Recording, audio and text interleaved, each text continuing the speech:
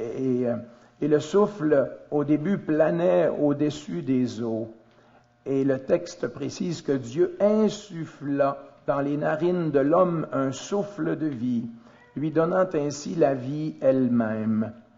Après le péché originel, l'esprit vivifiant de Dieu se manifestera sous différentes formes dans l'histoire des hommes, suscitant des prophètes comme Samuel, qui est allé parler au roi David, et des prophètes aussi comme Moïse, qui a donné la loi, les commandements, et des prophètes pour guider le peuple élu à revenir vers Dieu et à observer fidèlement ses commandements.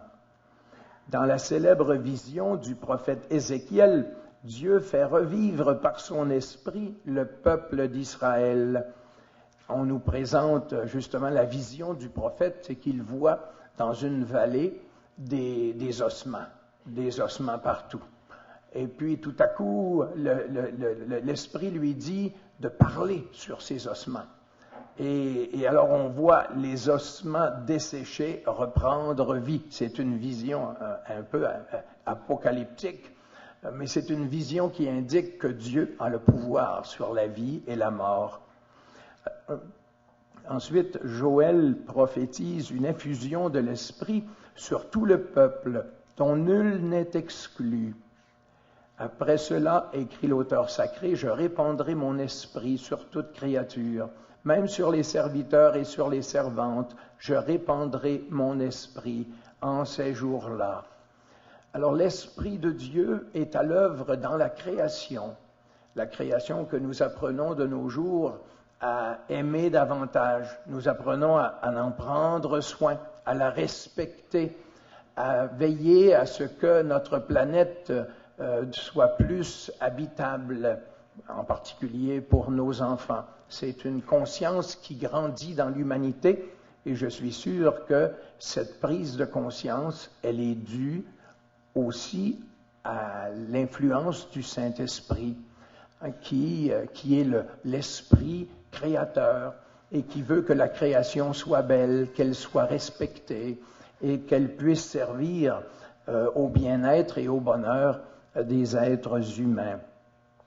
Et le texte nous rappelle ici, à la plénitude des temps, l'ange du Seigneur annonce à la Vierge de Nazareth que l'Esprit, puissance du Très-Haut, descendra sur elle et la prendra sous son ombre. Et celui qu'elle enfantera sera donc saint et appelé Fils de Dieu. Et là, il y a dans l'histoire humaine une nouveauté absolue.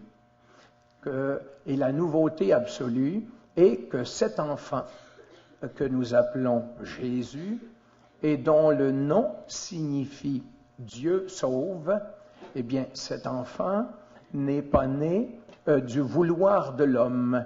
Il est né de Dieu. Il est né d'un don spécial de Dieu.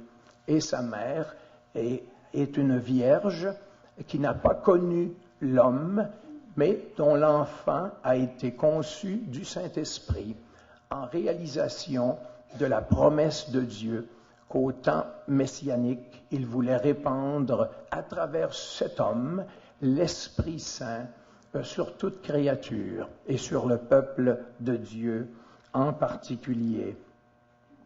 Eh bien, quand nous disons que vous allez recevoir une force, eh bien, cette force, nous la recevons de Jésus, Jésus lui-même qui a été habité par l'Esprit et qui a fait des miracles grâce à la puissance de l'Esprit, qui a parlé, qui a donné ses paraboles inspirées par l'Esprit et qui a été capable même d'affronter l'hostilité, la haine jusqu'au bout dans sa passion par la force de l'Esprit qui l'habitait et qui l'a rendu capable de témoigner jusqu'au bout de son amour